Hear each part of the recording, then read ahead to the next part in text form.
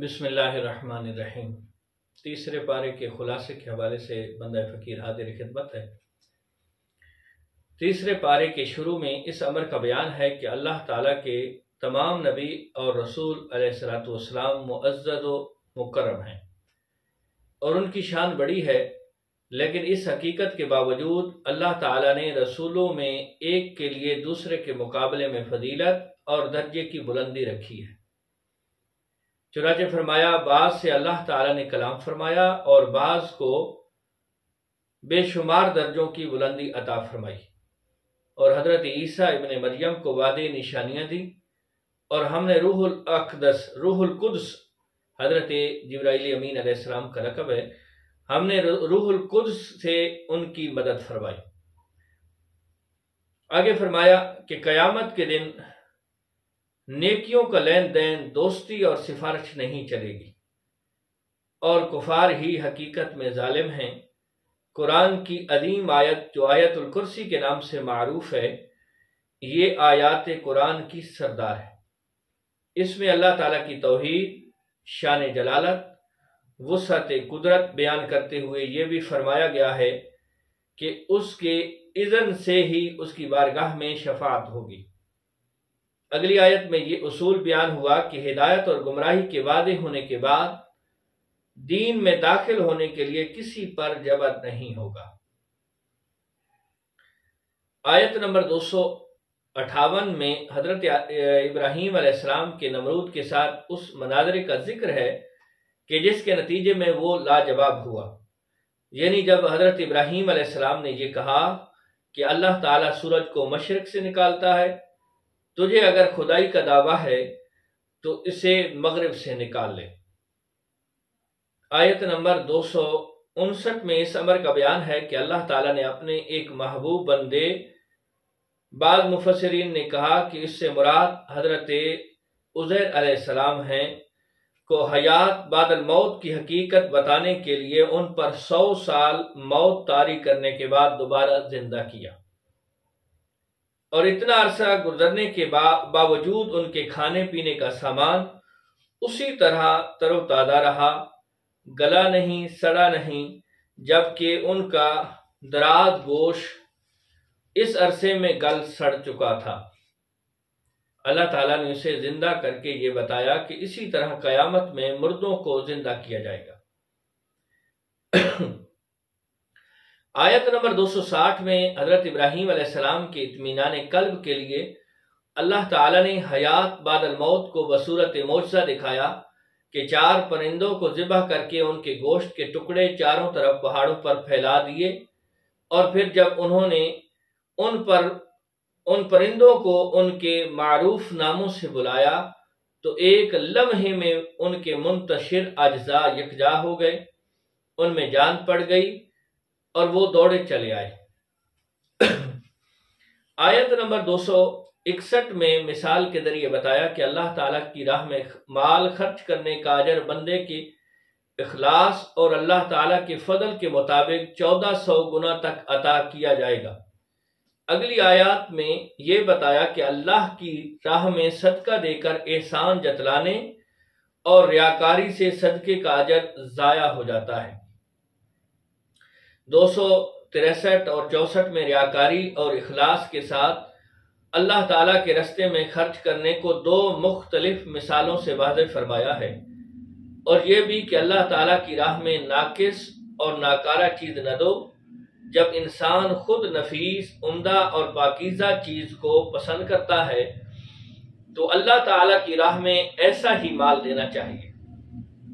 ساتھ ہی یہ بھی بتایا کہ اللہ تعالیٰ کی راہ میں دینے سے وہی لوگ بخل کرتے ہیں جنہیں شیطان فقر و فاقہ سے ڈراتا رہتا ہے۔ پھر بتایا کہ صدقہ کسی دینی حکمت کے تحت ظاہر کر کے بھی دیا جا سکتا ہے، مگر چھپا کر دینا افضل ہے۔ آیت نمبر 273 میں فرمایا کہ صدقات و خیرات کے حقدار وہ لوگ ہیں جو جہاد فی سبیل اللہ یا دین کے کسی کام میں مشغول ہوں اور انہیں طلب معاش کی فرصت نہ ہو، اور وہ اتنے خوددار ہوں کہ وہ لوگوں سے مانگتے نہ پھریں۔ اور ان کی حقیقت حال سے ناواقف آدمی انہیں مالدار سمجھے۔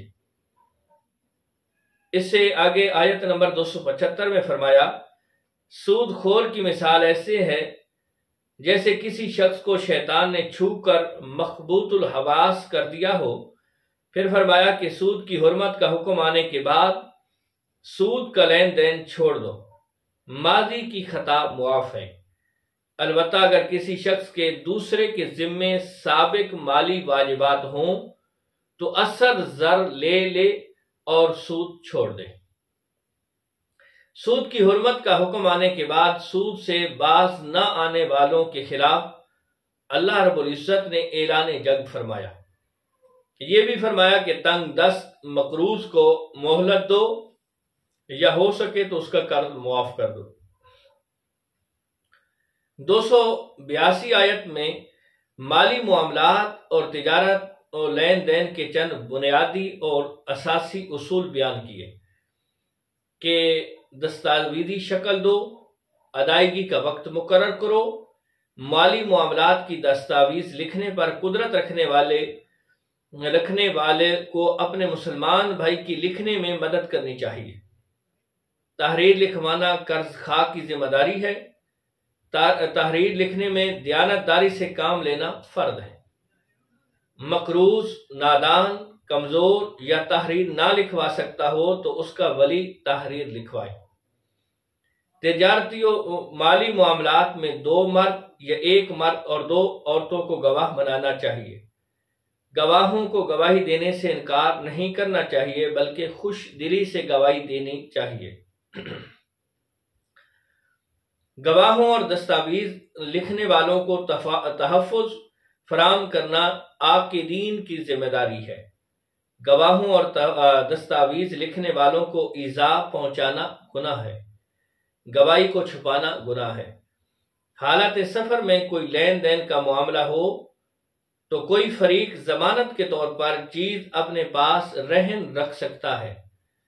اگر دستاویزی ثبوت لکھنے یا گواہوں کے بغیر کسی نے اعتماد کر کے کسی کے ساتھ لین دین کیا ہو تو وہ دوسرے کی امانت واپس کرے، اور آخر میں فرمایا اس معاملے میں اللہ تعالی سے ڈرتا رہے۔ آیت نمبر 284 میں فرمایا کہ تم اپنے دلوں میں کوئی بات چھپاؤ یا اسے ظاہر کرو، اللہ تعالی تم سے اس کا حساب لے گا۔ 285 میں اسلام کے بنیادی عقائد کا ذکر ہے، یعنی اللہ تعالی کے رسولوں پر ایمان، ملائک پر ایمان، تمام آسمانی کتابوں پر ایمان اور قیامت پر ایمان کا بیان ہے۔ نیز یہ بھی بتایا کہ مسلمان وہ ہے جو اللہ تعالیٰ کے تمام نبیوں اور تمام رسولوں پر ایمان لائے، یعنی یہ نہ ہو کہ ایک نبی کو مانے اور دوسرے کا انکار کرے۔ آیت نمبر 286 میں اللہ تعالیٰ نے فرمایا، اللہ تعالیٰ کسی شخص کو کسی ایسے حکم کا مکلف نہیں بناتا جو اس کی طاقت سے بڑھ کر ہو۔ ہر انسان کو اپنے نیک و بد عمل کا جواب دینا ہوگا۔ اس کے بعد اللہ تعالیٰ نے اپنی بارگاہ میں ان الفاظ میں دعا کی تعلیم دی، اے ہمارے رب، ہم سے اگر بھول یا خطا ہو جائے تو ہماری گرفت نہ فرمانا۔ اے ہمارے پروردگار، ہم پر ایسا بھاری بوجھ نہ ڈال جو تو نے ہم سے پہلے لوگوں پر ڈالا، اور اے ہمارے رب، تو ہم پر احکام یا آزمائش کا ایسا بوجھ نہ ڈال جس کے اٹھانے کی ہم میں طاقت نہ ہو، تو ہمیں معاف فرما، ہمیں بخش دے اور ہم پر رحم فرما۔ تو ہمارا مالک ہے، کافروں کے خلاف ہماری مدد فرما۔ نبی کریم علیہ السلام نے فرمایا، جس گھر میں لگاتار 3 دن تک سورہ بقرہ کی آخری آیات پڑھی جائیں، شیطان اس گھر کے قریب نہیں آتا۔ یہ مشکات شریف کی روایت ہے، اور سنن دارمی کے اندر ہے، رسول کریم علیہ السلام نے فرمایا، سورہ بقرہ کی آخری آیات خود بھی سیکھو اور اپنی خواتین کو بھی سکھاؤ، کیونکہ قرآن کے علاوہ یہ بہترین حمد و ثنا اور بہترین دعا بھی ہیں۔ اس سے آگے سورہ آل عمران شروع ہو رہی ہے 3 پارے کے اندر، سورہ آل عمران مدنی صورت ہے، ترتیب مصحف کے اعتبار سے تیسری، جبکہ ترتیب نزول کے اعتبار سے 89 صورت ہے۔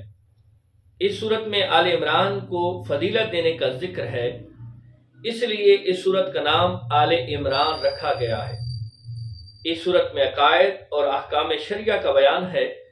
عقائد میں اللہ تعالیٰ کی وحدانیت اور الوہیت کا ذکر، الوہیت عیسیٰ اور تثلیث کے عقیدے کا رد ہے۔ قرآن مجید کی صداقت اور کلام اللہ ہونے میں اہل کتاب کی شبہات کو دور کیا گیا ہے۔ اس صورت کا نصف رد عیسائیت جبکہ تہائی یہودیوں کے قباح اور جرائم کے بیان پر مشتمل ہے۔ احکام شریعہ میں فرضیت حج اور جہاد، سود کی تحریم، زکوٰۃ ادا نہ کرنے والوں کی سزا اور منافقین کو زجر و توبیخ کا بیان ہے۔ سورہ آل عمران کی ابتدا حروف مقطعات سے ہوئی ہے۔ ابتدائی آیات میں اللہ تعالیٰ کی وحدانیت، قرآن کی حقانیت اور تورات و انجیل کے مصدق اور مؤید ہونے، اللہ تعالیٰ کا اپنی قدرت سے ماؤں کے ارحام میں اپنی مرضی کی صورتیں تخلیق فرمانے کا بیان فرمایا ہے۔ آیت نمبر 7 میں بتایا کہ آیات قرآنی کی 2 قسمیں ہیں۔ محکم، یہ وہ آیات ہیں جن کی دلالت اپنے معنی، مفہوم اور منطوق پر بالکل قطعی اور واضح ہے۔ ان میں تمام شرعی احکام، حلال و حرام، فرائض و واجبات، حدود و فرائض اور اوامر کا بیان ہے۔ دوسری قسم ہے متشابہ۔ ان آیات پر ہر مومن کا ایمان لانا فرض قطعی ہے، اور جن کے معنی ہم پر واضح نہیں ہیں ان کی مراد ہم اللہ تعالیٰ پر چھوڑ دیتے ہیں۔ اللہ تعالیٰ نے فرمایا کہ جن کے دلوں میں کجی ہے وہ فتنہ جوئی اور متشابہات کا محمل نکالنے کے لیے کنایات کے در پہ رہتے ہیں، حالانکہ متشابہ آیات کا قطعی اور آخری معنی اللہ تعالیٰ ہی جانتا ہے۔ اور جنہیں علم دین میں مہارت حاصل ہے وہ کہتے ہیں کہ ہم ان پر ایمان لائے اور یہ سب ہمارے رب کی جانب سے ہے۔ آیت نمبر 24 میں بتایا انسان کی آزمائش کے لیے عورتوں اور بیٹوں کی جانب میلان، سونا اور چاندی کی جمع شدہ خزانوں، نشان زدہ گھوڑوں، چوپاؤں اور کھیتی باڑی کی رغبت کو آراستہ اور پرکشش بنا دیا گیا ہے۔ یہ سب دنیا کی زندگی کا سامان ہے اور عمدہ ٹھکانہ صرف اللہ تعالیٰ کے پاس ہے۔ اس کے بعد بتایا کہ ان سے بدرجہ بہتر اور پائیدار نعمتیں اللہ تعالیٰ کے پاس ہیں جو جنت میں عطا ہوں گی۔ اگلی آیت میں مومنین مخلصین کا یہ شعار بتایا کہ جو یہ کہتے ہیں کہ اے ہمارے رب، بے شک ہم ایمان لائے، سو ہمارے گناہوں کو بخش دے اور دوزخ کے عذاب سے بچا۔ یہ لوگ صبر کرنے والے، سچ بولنے والے، اللہ تعالیٰ کی اطاعت کرنے والے، اللہ کی راہ میں خرچ کرنے والے اور رات کے پچھلے پہر اٹھ کر اللہ سے بخشش کی دعائیں مانگنے والے ہیں۔ یہ بھی ارشاد فرمایا کہ اللہ تعالیٰ کے نزدیک پسندیدہ دین صرف اسلام ہی ہے۔ اس کے بعد اہل کتاب کی بدعمالیوں کا ذکر کرنے کے بعد فرمایا کہ دین سے ان کے انحراف و اعراض کا سبب ان کی یہ خوش فہمی ہے کہ انہوں نے کہا کہ ہمیں جہنم کی آگ نہ چھوئے گی، یعنی نہ مس نہیں کرے گی مگر گنتی کے چند دن۔ وہ یہ کہتے ہیں کہ جی ہمیں صرف اور صرف وہی چند دن جہنم کے اندر ڈالا جائے گا کہ جن کے چند دنوں کے اندر ہم نے بچھڑے کی پرستش کی تھی، اس کے علاوہ ادروائز ہم جنت کے اندر رہیں گے۔ ان کی اس قول کا رد ہے۔ آیت نمبر 26 اور 27 میں اللہ تعالیٰ کی جلالت شان کو ان الفاظ میں بیان کیا گیا ہے کہ اے نبی کہو، اے اللہ ملک کے مالک، تو جسے چاہتا ہے ملک دیتا ہے اور جس سے چاہتا ہے ملک چھین لیتا ہے، اور تو جسے چاہے عزت دیتا ہے اور جسے چاہے ذلت میں مبتلا کر دیتا ہے۔ سب بھلائی تیرے ہی دست قدرت میں ہے، بے شک تو ہر چیز پر قادر ہے۔ تو رات کو دن میں داخل کرتا ہے اور دن کو رات میں، تو زندہ کو مردے سے نکالتا ہے اور مردے کو زندہ سے، اور تو جس کو چاہے بے حساب رزق دیتا ہے۔ سورہ آل عمران کی آیت نمبر 31 میں اللہ تعالیٰ کے رسول مکرم کی عظمت شان کا ان الفاظ میں ذکر ہے: اے رسول محترم، کہہ دیجئے کہ اگر تم اللہ سے محبت کے دعوے دار ہو تو میری پیروی کرو، اللہ رب العزت تمہیں اپنا محبوب بنا لے گا اور تمہارے گناہوں کو بخش دے گا، اور اللہ تعالیٰ بہت بخشنے والا نہایت مہربان ہے۔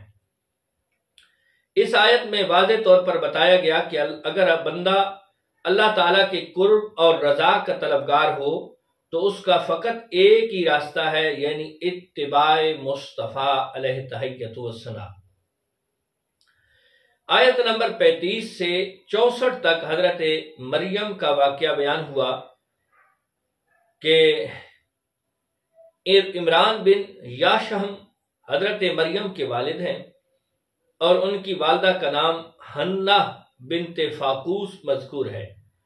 اللہ تعالیٰ نے فرمایا، جب عمران کی بیوی نے عرض کیا، اے میرے رب، جو میرے پیٹ میں ہے اس کو میں نے تیرے بیت المقدس کی خدمت کے لیے دوسری ذمہ داریوں سے آزاد رکھنے کی نذر مانی ہے، تو سو میری طرف سے اس نظر کو قبول فرما، بے شک تو بہت سننے والا خوب جاننے والا ہے۔ پھر جب اس کے ہاں لڑکی پیدا ہوئی تو اس نے عرض کیا، اے میرے رب، میرے ہاں لڑکی پیدا ہوئی ہے، جبکہ وہ بیٹے کی امید لگائے بیٹھی تھی۔ اللہ رب العزت خوب جانتا ہے کہ اس کے ہاں کیا پیدا ہوا، اور لڑکا لڑکی کی مثل نہیں ہو سکتا، اور میں نے اس کا نام مریم رکھا ہے، اور میں اس کو اور اس کی اولاد کو شیطان مردود سے تیری پناہ میں دیتی ہوں۔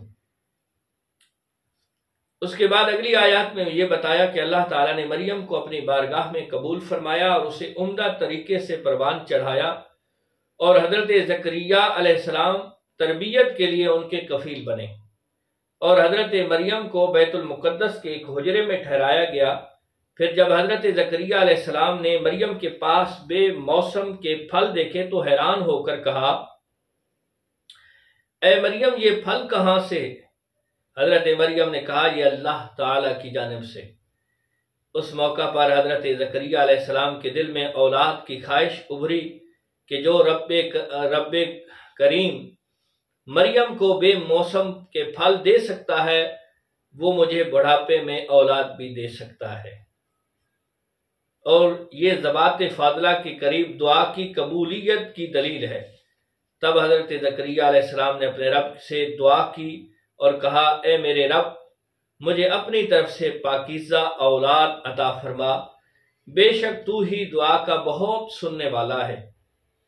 پھر جب حضرت زکریا علیہ السلام حجرے میں کھڑے نماز پڑھ رہے تھے، فرشتے نے انہیں بشارت دی، بے شک اللہ تعالیٰ آپ کو یحییٰ کی بشارت دیتا ہے، جو کلمۃ اللہ کی تصدیق کرنے والے ہوں گے، سردار اور عورتوں سے رغبت نہ رکھنے والے ہوں گے، اور نبی ہوں گے۔ پھر حضرت زکریا علیہ السلام اور ان کی بیوی کو بڑھاپے اور بظاہر نا امیدی کی عمر میں بیٹے کی پیدائش کی نشانی بتاتے ہوئے یہ فرمایا، تمہاری علامت یہ ہے کہ تم 3 دن تک اشاروں کے سوا لوگوں سے کوئی بات نہ کر سکو گے، اور اپنے رب کا کثرت سے ذکر کرو اور صبح شام اس کی تسبیح بیان کرو۔ پھر اللہ تعالیٰ نے فرشتوں کے ذریعے حضرت مریم سلام اللہ علیہا کو بیٹا کی بشارت دیتے ہوئے فرمایا کہ ان کا نام مسیح عیسیٰ ابن مریم ہے، اور ان کے یہ اوصاف بیان فرمائے وہ دنیا اور آخرت میں معزز ہوں گے، گہوارے اور پختہ عمر میں لوگوں سے کلام کریں گے اور انہیں کتاب و حکمت اور تورات و انجیل کی تعلیم دیں گے، اور بنی اسرائیل کی طرف سے رسول ہوں گے۔ اور حضرت مریم سلام اللہ علیہا نے بن بہائی ماں بننے پر حیرت کا اظہار فرمایا تو فرمایا کہ اللہ تعالیٰ جب کسی کام کا ارادہ فرماتا ہے تو اس کے لیے ظاہری اسباب کی ضرورت نہیں ہوتی، بلکہ صرف اللہ تعالیٰ کا یہ فرمان ہی کافی ہوتا ہے کہ ہو جا تو وہ ہو جاتا ہے۔ اس کے بعد حضرت عیسیٰ علیہ السلام کے معجزات کا ذکر ہے، یعنی اذن الہی سے مٹی سے پرندے بنا کر اس میں جان ڈالنا، مادرزاد اندھے اور برس کے مریض کو شفا دینا، مردے کو اپنے ہاتھ کی لمس سے زندہ کرنا، لوگوں کو یہ بتانا کہ وہ کیا کھا کر آئے ہیں اور گھروں میں کیا ذخیرہ کر کے آئے ہیں، اور ان سب معجزات کے باوجود میں اللہ تعالیٰ کا بندہ ہوں اور اللہ تعالیٰ میرا رب بھی رب ہے اور تمہارا بھی، سو اس کی عبادت کرو، یہی سیدھا رستہ ہے۔ سورہ آل عمران کی آیت نمبر 52 میں حضرت عیسیٰ علیہ السلام کے دین کی مدد کرنے کے مطالبے پر حواریوں کے اللہ کی دین کی مدد کرنے کا ذکر ہے۔ حور کے معنی سفید ہیں۔ حضرت عیسیٰ علیہ السلام کے ساتھیوں کو حواری اس لیے کہتے ہیں کہ ان کے کپڑے سفید تھے۔ پھر کسی بھی شخص کے مخلص مصاحب کو حواری کہا جانے لگا۔ اس لیے ہمارے نبی محمد مصطفیٰ علیہ تحیۃ والثناء نے فرمایا کہ ہر نبی کے حواری ہوتے ہیں اور میرے حواری زبیر بن عوام ہیں۔ پھر حضرت عیسیٰ علیہ السلام کے آسمان کی طرف اٹھائے جانے کا ذکر ہے، اور یہ کہ جس طرح اللہ تعالیٰ نے امر کن سے آدم علیہ السلام کو مٹی سے پیدا کیا، اسی طرح حضرت عیسیٰ علیہ السلام کو بن باپ کے پیدا کیا۔ نجران کے نصارہ نے قطعی دلائل آنے کے باوجود دعوت حق کو قبول کرنے سے انکار کر دیا تو انہیں مباہلے کی دعوت دی، مگر انہوں نے مباہلے کا چیلنج قبول نہ کیا اور جزیہ دینے پر راضی ہو گئے۔ رسول کریم علیہ السلام نے اہل کتاب کو کہا، اگر تم اسلام قبول نہیں کرتے تو آؤ ان نکات پر جو ہمارے اور تمہارے درمیان مشترک ہیں اتفاق کر لو، یعنی عبادت صرف اللہ تعالیٰ کی ہوگی، شرک کو ترک کرنا ہوگا اور اللہ تعالیٰ کو چھوڑ کر بندوں کو رب ماننے کا شعار ترک کرنا ہوگا۔ اہل کتاب مشترکات پر بھی جمع نہ ہوئے جو ان کی ہٹ درمی کا واضح ثبوت ہے۔ سورہ آل عمران کی آیت نمبر 67 میں اہل کتاب کی حضرت ابراہیم علیہ السلام کے متعلق یہودی اور نصرانی ہونے کی غلط بیانی، ابراہیم علیہ السلام کے ملت حنیف ہونے پر اور مشرکین میں سے نہ ہونے کا ذکر ہے، اور یہ کہ حضرت ابراہیم علیہ السلام کے سب سے زیادہ قریب نبی علیہ السلام اور مومنین ہیں۔ اس کے بعد آیت نمبر 69 سے اہل کتاب کی کئی اخلاقی برائیوں اور بد دیانتیوں کا ذکر ہے۔ سورہ آل عمران کی آیت نمبر 77 میں اللہ تعالیٰ نے فرمایا، جو لوگ اللہ تعالیٰ کے عہد اور اپنی قسموں کی عوض تھوڑی قیمت لیتے ہیں، ان لوگوں کے لیے آخرت میں کوئی حصہ نہیں ہے، اور نہ آخرت میں اللہ تعالیٰ ان سے کلام فرمائے گا اور نہ ہی ان کو پاکیزہ کرے گا۔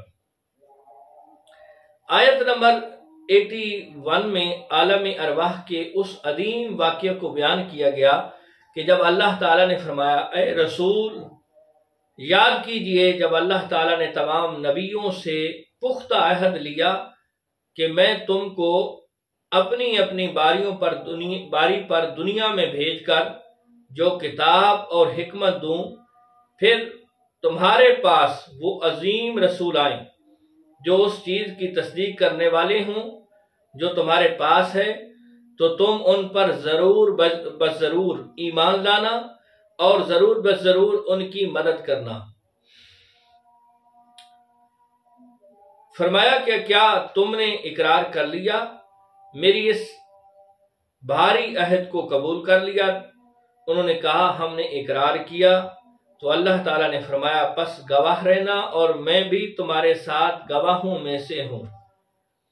اس میثاق سے معلوم ہوا کہ خاتم المرسلین علیہ السلام پر ایمان اور آپ کی نصرت و حمایت کا ہر نبی پابند تھا۔ پھر اس عملی مظاہرہ شب معراج کو اس وقت ہوا جب آدم علیہ السلام سے حضرت عیسیٰ علیہ السلام تک تمام انبیاء کرام نے آپ کی اقتداء میں نماز پڑھی اور آپ کی امام الانبیاء ہونے کا عملی طور پر اظہار ہوا۔ اس پارے کے آخری آیات میں یہ بیان فرمایا کہ دین اسلام ایک تسلسل کا نام ہے جو حضرت آدم علیہ السلام سے ختم المرسلین تک چلا آ رہا ہے، اور اب بھی اسی دین کی طرف بلایا جا رہا ہے۔ اللہ تعالیٰ نے فرمایا آسمانوں اور زمین اور ان کے درمیان تمام مخلوق کا جو بھی تکوینی نظام قائم ہے وہ سب خوشی یا ناخوشی اس نظام اور اطاعت کا پابند ہے۔ اسلام ہی وہ دین ہے کہ جس کی دعوت حضرت ابراہیم علیہ السلام، حضرت اسماعیل علیہ السلام، حضرت اسحاق علیہ السلام، حضرت یعقوب علیہ السلام اور ان کی اولاد اور حضرت موسیٰ علیہ السلام اور حضرت عیسیٰ علیہ السلام دیتے آئے ہیں، اور اسلام کے سوا کسی اور دین کو ہرگز قبول نہیں کیا جائے گا۔ پس اگر کوئی شخص اسلام کے سوا کسی اور دین میں پناہ تلاش کرتا ہے تو وہ خاسرین میں سے ہو جائے گا۔ آیت نمبر 86 تا 88 میں اللہ تعالیٰ نے ایمان لانے کے بعد کفر کرنے والوں کی سزا، ان پر ہمیشہ عذاب اور اس میں تخفیف نہ ہونے اور کسی طرح کی کوئی مہلت نہ دیے جانے کا بیان فرمایا ہے۔ بعد کی آیت میں جہاں توبہ